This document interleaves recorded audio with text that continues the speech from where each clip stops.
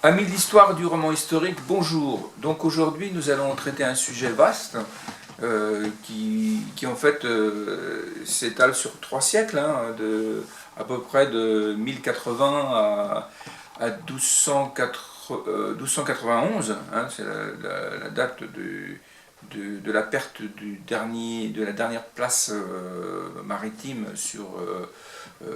en Orient. Par les croisés, quoi. Donc le thème c'est les croisades.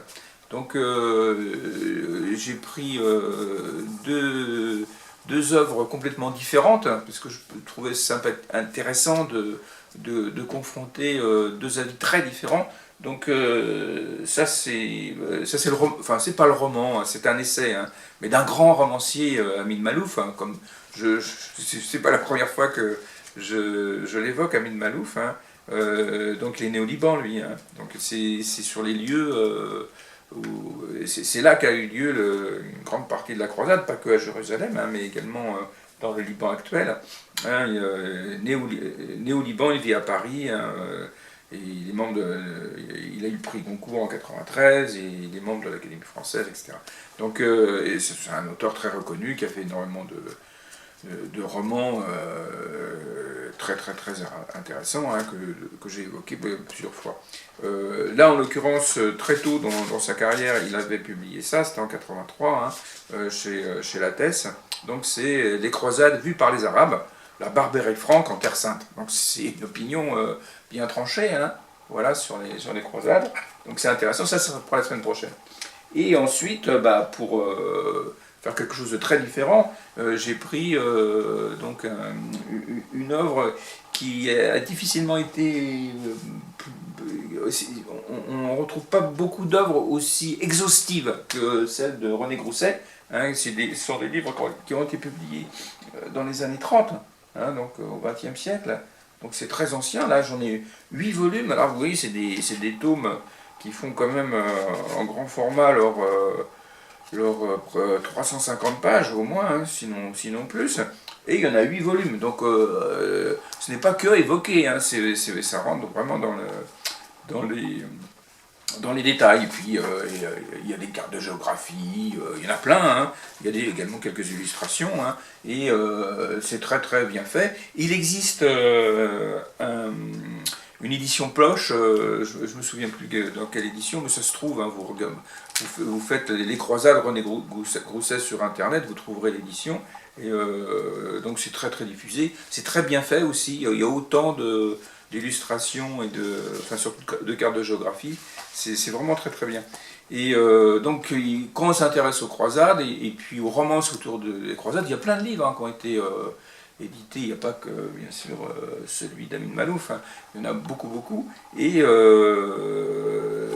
ça, c'est une somme difficilement, on ne peut pas le mettre à l'écart, quoi. René Grousset, c'est la grande œuvre du XXe siècle sur les croisades. Alors, il y en a eu après, mais des fois, c'est traité en 250 pages, donc et forcément, c'est moins détaillé. Donc, je vais vous lire quelques pages du premier tome. Donc page 135, la prédication de la croisade, page 135. Alors pourquoi on est allé les Francs se fourvoyer en Orient? Page 135. Telle est la question. L'initiative d'Urbain II, la croisade, la révolte de Roussel de Bayeux en Asie mineure, puis l'invasion de Robert Guiscard en Macédoine avait fait courir à l'Empire byzantin de trop graves dangers pour que nous puissions prêter foi à la prétendue lettre que l'empereur Alexis Comnène aurait en vue d'obtenir l'envoi d'une croisade écrite au comte de Flandre Robert Ier de Frison. Cette lettre, dont le chroniqueur Guibert de Nogent prétend nous donner le texte, ou la traduction latine, doit être considérée comme apocryphe, bien que fondée, sans doute, sur un fait réel. Vers 1087, le comte de Flandre revenait de pèlerinage et, traversant l'Empire byzantin, avait promis à Alexis Comnène l'envoi de 500 chevaliers dans une lettre de 1088 ou 1089 environ. Alexis dut lui rappeler sa promesse. Il s'agissait simplement là d'un recrutement de mercenaires comme Byzance en aurait les temps, depuis la Scandinavie jusqu'à l'Italie. Et ce fut encore dans le même sens pour demander que fût facilité le recrutement des mercenaires qu'Alexis Comnène s'adressa au pape Urbain II. La démonstration du regretté Chalandon nous semble à cet égard définitive. Encore que, comme le fait remarquer Rodericht, on ne puisse nier qu'il y ait eu appel à la cour byzantine à toutes les forces sans emploi de l'Occident. Mais il est bien vrai qu'il y a un abîme entre les envois de mercenaires ainsi sollicités et la mise en branle d'une grande expédition latine opérant pour son propre compte, indépendamment de Byzance. Une telle expédition, la croisade, il ne faut pas en attribuer l'initiative ni à son appel d'Alexis Comnène, ni au pèlerinage et à la prédication de Pierre l'Ermite. Légende a rayé définitivement l'histoire, mais au génie du pape Urbain II. D'où peut venir chez Urbain II l'idée de la croisade? Point n'est besoin de chercher pour cela une demande du Basilius, ni les exhortations de Pierre l'Ermite. Il suffit de se reporter à la chronique indigène de Michel de Syrien, le Syrien, bien placé pour connaître les raisons de l'intervention latine dans les affaires palestiniennes. Comme les Turcs, écrit-il, régnaient dans le pays de Syrie et de Palestine, ils infligeaient des maux aux chrétiens qui allaient prier à Jérusalem, les frappaient, les pillaient, prélevaient la capitation à la porte de la ville et aussi au Golgotha et au sépulcre. Et en outre, toutes les fois qu'ils voyaient une caravane de chrétiens, surtout de ceux qui venaient de Rome ou de pays d'Italie, ils s'ingéniaient à les faire périr de diverses manières.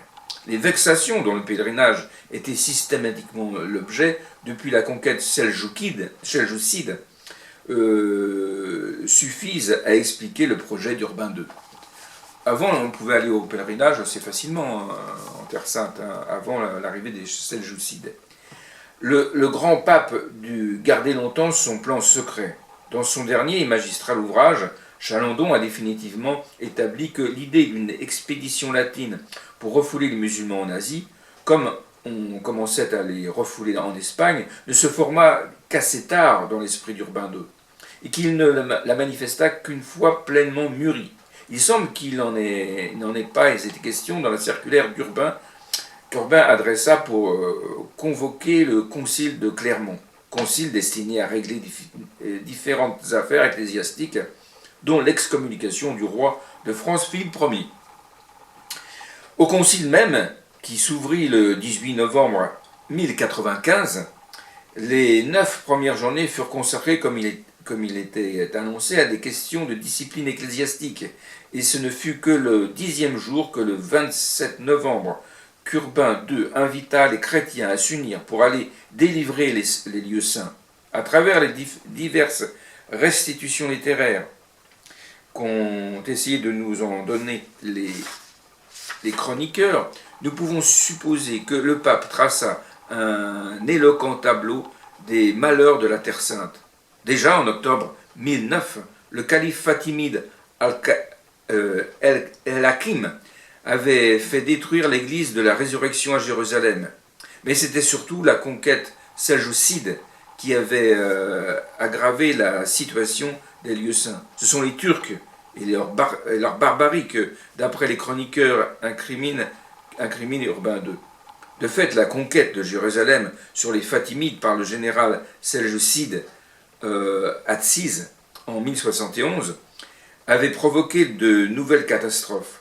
Jérusalem s'était révolté contre lui au nom des Fatimides. Atsiz la reprit de force et se vengea par une terrible massacre auquel échappèrent seuls ceux qui se réfugièrent dans la mosquée d'Omar, tandis que ceux qui se réfugiaient dans la mosquée El-Aqsa étaient exterminés en 1076-1077. Jamais la ville sainte n'avait été aussi malheureuse que depuis qu'elle était devenue l'enjeu, sans cesse pris et repris par la guerre entre Arabes fatimides et Turcs seljoucides. En même temps, comme le dit Fauché de Chartres, Urbain II pouvait montrer les seljoucides atteignant non seulement en Syrie, la Méditerranée, mais en Asie mineure, l'Hellespont, le bras Saint-Georges, et campant en face de Constantinople. Voilà, donc c'est le contexte, quoi, si vous voulez. Ah, donc page 307, prise de Jérusalem. Alors bon, il va se passer beaucoup de choses, hein, mais je ne vais pas vous lire le livre entier. Donc il y a beaucoup de détails dans les écrits de René Crousset. Hein. Donc c'est vraiment une œuvre à découvrir, à relire. C'est plein d'aventures. Je vais vous lire les passages qui sont incroyables. Alors, donc ça, c'est... Ouais. Prise de Jérusalem par les croisés. L'attaque générale commença dans la nuit du 13 au 14. Alors là, on est en 1099. Hein, donc tout à l'heure, je vous citais des choses qui avaient lieu 4 ans avant. Hein. Pendant toute la journée du 14, les assauts se succédèrent sans résultat appréciable. Le gouverneur fatimide, Iftakhar el-Dawla, disposait de plus de machines de guerre et de matériel de jet que les assaillants. Il avait fait placer les tours d'enceinte avec des sacs de coton et de foin, si bien que les blocs de pierre lancés contre elles s'y amortissaient. Enfin, il disposait de quantités considérables de feux grégeois. Ceux de dedans jetaient le feu très épaissement sur les tourelles de guerre. On pouvait y voir les nombreuses flèches enflammées, les tisons embrasés, des pots pleins de soufre, d'huile et de pois, et de toutes choses qui sont les nourritures du feu.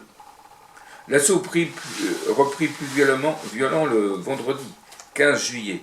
En matin, Godefroy de Bouillon, qui puis approcher jusqu'à la muraille, même son château roulant, qu'il avait préalablement recouvert de peaux de bêtes fraîchement écorchées, pour en protéger les poutres contre le feu grégeois. Il avait pris place à l'étage supérieur avec son frère Eustache de Boulogne. Vers midi, il réussit à lancer une passerelle entre le château roulant et la muraille vers Bab el-Saïra. Les premiers qui s'y élancèrent et pénétrèrent dans la place furent 2 flamands de son entourage, les frères Létolbe et Gilbert et Gilberte de Tournai. Godefroy lui-même et Eustache de Boulogne les suivirent immédiatement. En même temps, les échelles appliquées de toutes parts livraient passage à des grappes de soldats francs, si bien que les murailles de ce côté furent entièrement conquises, tandis que les défenseurs s'enfuyaient vers le Haram el-Sherif, où ils cherchèrent à mettre en état de défense le Musjid el-Aqsa, ou temple de Salomon. Les croisés, lancés à leur poursuite, pénétrèrent dans la célèbre mosquée où dit l'anonyme, le chroniqueur, il y eut un tel carnage que les nôtres marchaient sur le sang jusqu'aux chevilles, dans le sang jusqu'aux chevilles. Le contexte montre d'ailleurs que la conquête d'un Masjid el-Aqsa n'eut lieu qu'au prix d'un nouveau combat, ce qui explique le nombre des morts. Entrés dans la ville, nos pèlerins poursuivaient et massacraient les Sarrasins jusqu'au temple de Salomon, où ceux-ci s'étaient rassemblés, et où ils livrèrent aux nôtres le plus furieux combat pendant toute la journée, au point que le temple tout entier ruisselait de sang. Après le premier flot des Lotharingiens, entrés avec Godefroy de Bouillon, d'autres corps d'armée pénétrèrent dans Jérusalem par escalade. Guillaume de Tyr, cite Robert de Flandre et Robert de Normandie, Tancrède, Baudouin du Bourg, Gaston de Béarn, Gérard de Roussillon, Rimbaud d'Orange, etc. Dès que Godefroy de Bouillon apprit leur arrivée, il leur attribua la tâche, chargeant les uns d'aller ouvrir au gros de l'armée la porte de Saint-Étienne, Babel Hamoud, tandis que les autres, comme Tancrède, couraient au cœur du Haram el-Sherif, occuper la Kupat el-Shakra, ou Templum de Mini. La Kubat el-Shakra regorgeait de richesses. Ibn el-Atir cite notamment plus de 40 lampes d'argent, chacune du poids de 3600 dirhams, et une lampe ténure d'argent qui pesait 40 ratles syriens. Tancrède, toujours avisé, mit la main sur ce trésor. Sur le toit du Masjid el-Aqsa, s'étaient réfugiés des centaines d'Arabes. Tancrède et Gaston de Béarn, qui songeaient évidemment à en tirer une bonne rançon, leur donnèrent leur bannière comme sauvegarde. Mais le lendemain matin, le 14 juillet, d'autres Francs massacrèrent ces captifs sans tenir compte des ordres du prince normand. À cette vue, écrit l'anonyme, Tancrède fut rempli d'indignation. Il y a d'autant moins lieu d'accuser Tancrède de parjure que les auteurs du massacre non seulement faisaient affront à la bannière, mais qui le privaient d'une rançon, d'une source considérable de profit. Voilà. Donc c'est la prise de Jérusalem. Alors, je vais passer au tome 2. Alors, le tome 2, c'est lequel déjà? Je ne me souviens plus. C'est cela, je crois. Oui, c'est tome 2, c'est ça. Tome 2. Donc, dans le tome 2, qu'est-ce qu'il y a? C'est page 133, l'œuvre de Baudouin Ier. Parce que Godefroy Bouillon ne va pas survivre très longtemps. Mourir de maladie, si je me souviens bien. 133, et donc c'est un cousin qui va lui succéder. Alors l'œuvre de Baudouin Ier, telle que... Donc ils vont fonder les États latins d'Orient, hein. Donc c'est très étendu, hein, c'est une petite partie de la Turquie, c'est la quasi-totalité du Liban, c'est tout Israël d'aujourd'hui, c'était relativement grand. Tenu par quelques centaines de chevaliers, hein. Voilà, l'œuvre de Baudouin Ier, telle que nous venons de la résumer, contraste avec celle de son frère Godefroy Bouillon. Alors, c'est pas son cousin, c'est son frère. Godefroy n'avait été qu'un croisé. Baudouin fut un fondateur d'empire, un politique, un organisateur, un colonisateur. Enfant perdu de la chrétienté, jeté sans préparation dans ce monde islamique si formidable et si complexe, les barons francs devaient improviser un État, une politique indigène, un système administratif adapté au milieu, un hasard inouï, un sursaut d'épopée comme l'histoire en présente à certaines heures de fièvre et de rêve les avait lancés au rivage de Syrie. L'Autaragien de l'Ardenne, Wallonne, français du royaume ou normand francisé des deux Siciles, mais l'aventure de la croisade, une fois réalisée, l'inespéré devenu chose tangible, de nouveaux problèmes se posaient. Quelque étonnement quand retentissent les nouveaux pèlerins, il fallait, pour éviter la grande lame de fond islamique toujours prête à déferler du côté de Mossoul, de Bagdad, d'Ispahan et des réserves illimitées du monde turc, s'abriter derrière les royaumes musulmans restés dans la Syrie intérieure.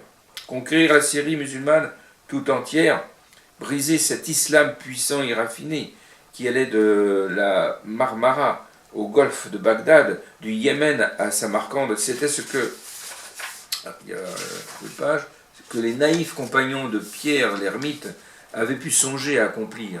Mais à l'expérience, un projet irréalisable. Le monde est plus grand que ne le croyaient les gens du XIe siècle. D'autre part, se contenter de la conquête prestigieuse et vaine de Jérusalem en restant en lutte contre l'islam tout entier, c'était se condamner à disparaître. Il fallait donc s'adapter, et c'est là qu'apparaît la lucide politique de Baudouin Ier.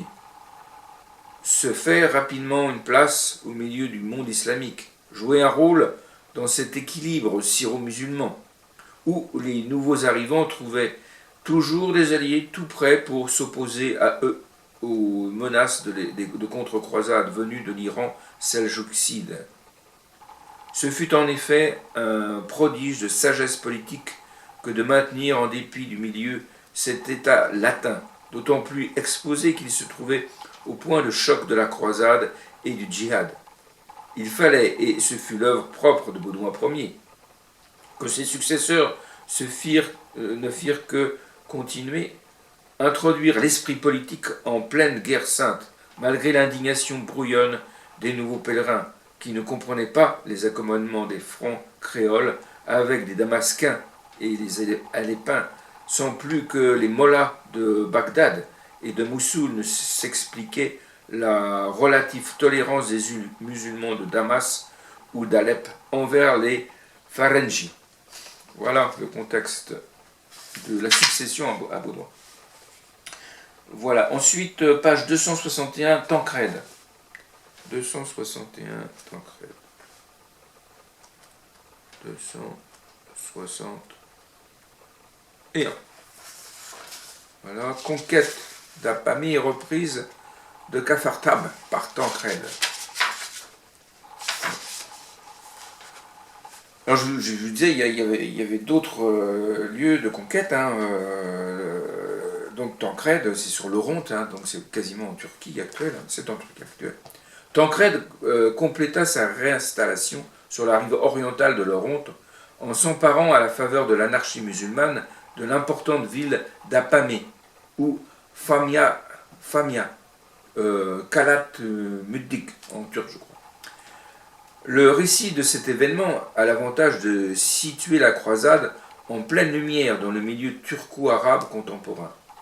L'antique Apamée, à l'époque de la première croisade, appartenait à un émir bédouin à demi-brigand, Khalaf ibn Mulaib, de la tribu arabe des Bonu Kilab. À un moment, cet aventurier avait en même temps possédé Homs. Mais lassé de ses razzias, le sultan seljoucide Malik Shah l'avait fait en 1091 chasser de Syrie. Khalaf s'était alors réfugié en Égypte chez les Fatimides. Avec leur aide, il était revenu en 1096 et avait enlevé Famia au Malik d'Alep. Ridwan, dans le lot duquel, lors des partages seljoucides, la ville était échue. De ce nid d'aigle, il avait aussitôt recommencé à détrousser les caravanes et à attaquer les autres princes musulmans, le plus souvent en trahison. Nous l'avons vu en juillet 1104, sous couleur d'une expédition commune contre les Francs, se jeter à l'improviste sur ses alliés, les émirs Moudkidid de Shaïzar, qui faillirent périr sous ses coups. Cet émir de grand chemin rencontra cependant plus dangereux que lui.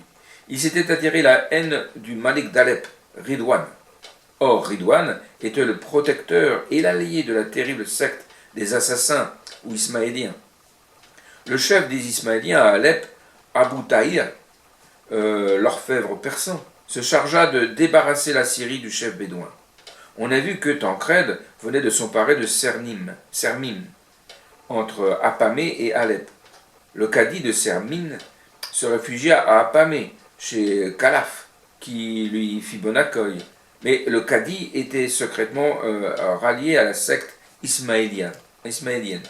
Il profita de la faveur dont il réjouissait pour former avec Abu Tahir l'orfèvre un complot contre la vie de Khalaf. Il s'agissait de poignarder celui-ci et de livrer Apamée au Malik Ridwan, le protecteur de la secte.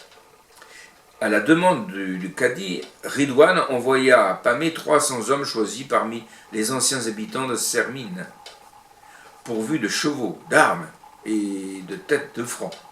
Ces soldats racontèrent que, partis pour guerroyer contre les Francs, ils les avaient battus. Ils firent à Khalaf hommage des têtes coupées et déclarèrent se donner à lui. Khalaf accepta ce renfort. La nuit que les gardes dormaient, le cadi et les gens de Sermine escaladèrent le palais de l'émir. Khalaf était couché avec sa femme. Au bruit qu'il entendit, il s'écria « Qui es-tu » Le cadi répondit « Je suis l'ange de la mort, et je viens chercher ton âme. » En vain, Khalaf le supplia au nom d'Allah. Le cadi fut inexorable. Il le frappa de son épée et le tua, lui et ses gens. Le 3 février 1106, précis. Le chef ismaélien Abu Tahir accourut aussitôt d'Alep pour que l'assassinat ait sa suite naturelle, la remise d'Apamée au Malik Ridwan, protecteur de la secte. Mais au lieu d'appeler les appelins, le cadi, sans rompre avec Abu Tahir, en le gardant même à ses côtés, atermoya. Il songeait en effet à conserver la ville pour lui seul, ou à la rigueur à la partager avec Tahir. Ce fut ce qui permit aux Francs d'intervenir. Apamé, dont Calaf avait fait un repère de Bédouins, dont le cadi de Sermine était en train de faire un repère d'assassins, s'enfermait à côté de ses hôtes indésirables, des éléments chrétiens assez nombreux, tant syriens qu'arméniens. Craignant de voir la ville tomber incessamment sous le joug alépin, ou songeant tout simplement à profiter de l'anarchie dans laquelle l'assassinat de l'émir et le désaccord entre les assassins avaient plongé Apamé, ces chrétiens mandèrent à Tancrède de venir, et de venir en hâte pour devancer Ridwan. Il prend la ville, etc. Mais c'était une ville majoritairement chrétienne, donc ça a facilité sa prise. Parce qu'on a affaire à un Orient qui n'est pas encore majoritairement musulman, il faut savoir. Hein. Voilà, à cette époque. Donc, ça c'est le tome 2. Donc je vais passer au tome 3, qui est là, je crois. Tome 3, c'est ça. Très bien. Donc, dans le tome 3, nous avons la page 93. Page 93, tome 3. Page 93. Alors, page 93, c'est le... C'est un passage, je vous ai pris ce passage-là parce que c'est un passage très romanesque. Donc il y en a d'autres hein, dans le livre, avec beaucoup de détails. C'est ça qui est intéressant chez René Grousset, c'est que c'est très détaillé. Donc c'est magnifique pour un romancier. Donc c'est la romanesque occupation de Kharpout par Baudouin II. Donc Balak chercha d'abord à refaire contre les Francs l'unité de l'État orthokide. Alors c'est des nombreuses dynasties et peuplades de l'époque, c'est complexe. Bénéficiant du prestige que lui avait valu dans tout l'islam cette prestigieuse victoire, le roi de Jérusalem et le comte d'Édesse simultanément dans ses fers. Il en profita pour aller disputer Alep à son cousin Soliman. Voilà. Ce dernier était déconsidéré par la cession qu'il avait dû consentir d'Atareb aux Francs. La ville d'Alep résista cependant, sans doute à cause de la réputation de brutalité de Balak. Alors celui-ci employa la terreur, mettant la banlieue d'Alep à feu et à sang. À Jibrin et à Nirab, il incendie les moissons, selon une habitude son habitude. Enlève les bêtes de somme, également. Un paysan arabe s'est vengé d'un soldat turc qui a pris sa chèvre. Balak, par représailles, fait enfumer 150 paysans dans une caverne. Les femmes et les enfants sont enlevés et vendus. Alep, réduite à la disette, finit par ouvrir ses portes le 26 juin 1123. Le 28, Soliman quitta la citadelle de Balak et s'y installa le lendemain. Une fois maître d'Alep, Balak envahit la principauté d'Antioche. Il descendit jusqu'aux abords de Marat el-Nouman et vint assiéger à l'ouest de cette ville la place d'Al-Bara. C'était, on s'en souvient, une seigneurie épiscopale, et peut-être était-ce pour cela que Balak l'attaqua comme moins bien gardée. De fait, la ville fut prise et l'évêque capturé. Balak le dirigea de là vers le sud, évidemment, pour donner la main au Munkidid de Shaïzar. Pendant la marche, l'évêque d'Al-Bara s'échappa et courut se réfugier dans Kafartab. Balak arriva devant cette ville, se préparait à la prendre d'assaut, lorsque le 7 août 1123, il reçut la plus incroyable nouvelle. Baudouin II et Josselin, qu'il avait laissé dans les oubliettes de Kharpout, venaient de se rendre maître de la forteresse. Incroyable. Donc c'est du roman un peu, mais c'était la réalité.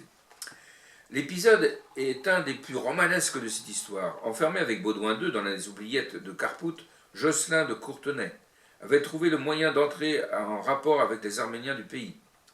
Par leur entremise, il put faire passer un message à ses sujets arméniens du comté d'Édesse, parce qu'il est seigneur d'Édesse, qui est en Turquie aujourd'hui, leur demandant de venir le délivrer. Or, à la différence de Baudouin Ier, Le sieur de Courtenay, depuis qu'il était devenu comte d'Édesse, avait su se faire aimer des éléments arméniens.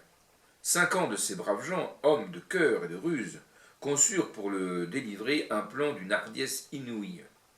Ils se déguisèrent les uns en moines, les autres en marchands, les autres en mendiants, avec des armes cachées sous leurs robes.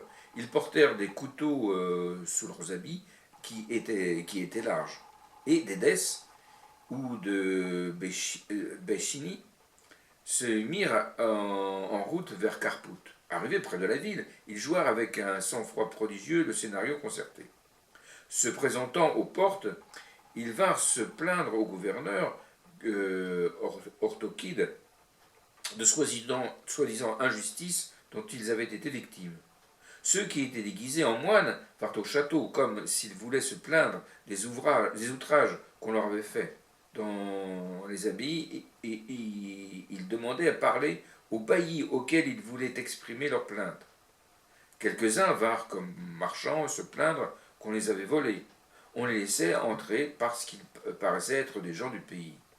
Une fois admis à l'intérieur de l'enceinte, ils se mirent d'intelligence avec les ouvriers arméniens de la ville, puis exécutèrent leurs coups de main sur la forteresse dans laquelle étaient gardés les prisonniers francs.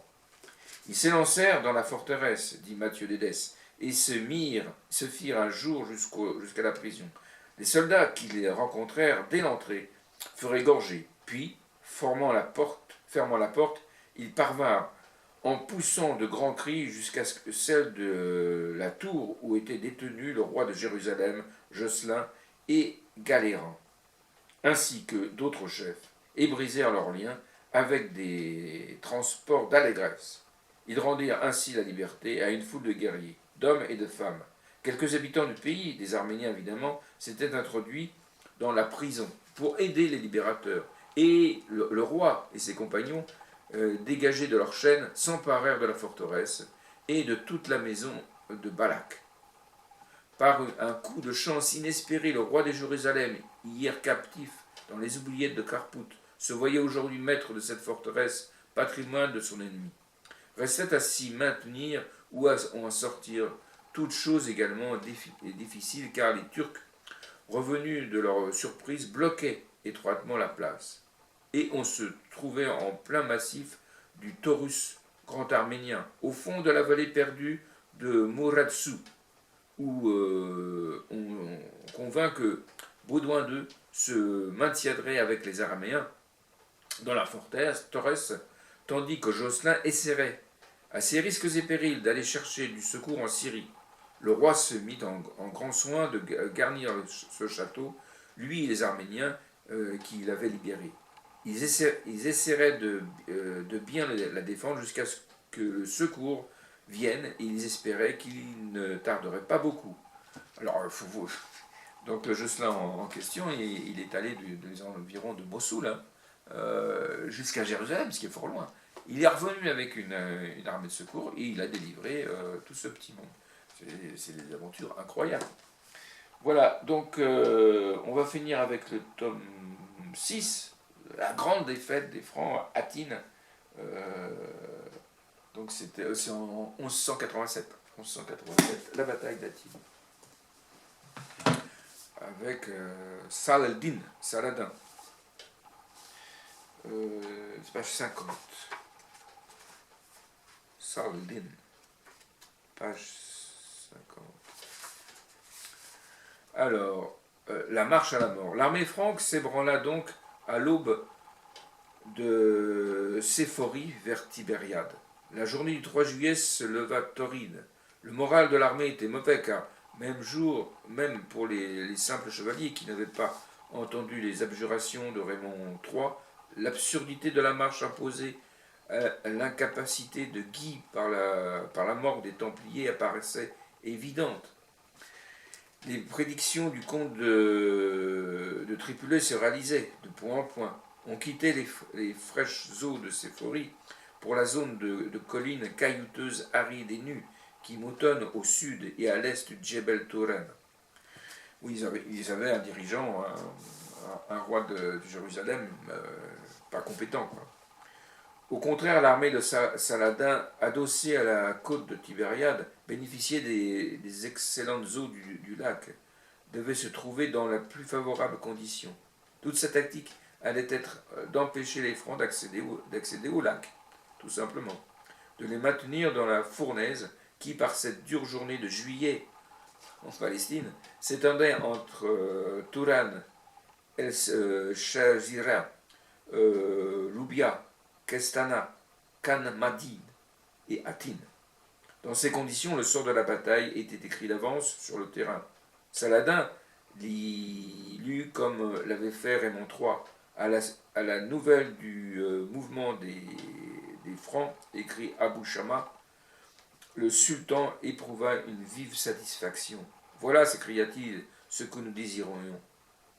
Son dessein, en assiégeant Tibériade, écrit de même Ibn al-Athir, c'était seulement d'amener les Francs à abandonner leur proposition de Saphoria. Les musulmans avaient campé près de l'eau du lac et l'été était fort chaud. Les Francs, en proie à la soif, ne purent arriver jusqu'à l'eau du lac. L'armée musulmane leur en interdisait les abords. Ils ne pouvaient non plus s'en retourner. Ils restèrent donc immobiles, torturés par la soif jusqu'au matin, jusqu'au lendemain du samedi, le 4 juillet 1187. Quant aux musulmans, qui auparavant les craignaient, ils avaient conçu l'espoir de les vaincre. Ils sentaient souffler le vent de la victoire, et plus ils considéraient la situation des Francs, plus leur audace augmentait.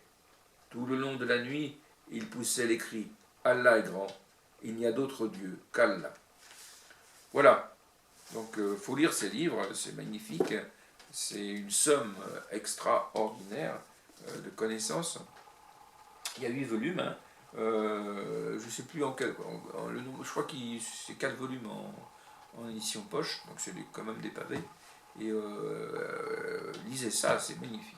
Donc la semaine prochaine, nous aurons un autre avis, hein, celui d'Amim Malouf. Voilà. Je vous souhaite une bonne semaine à tous et je vous dis vendredi prochain. À très bientôt.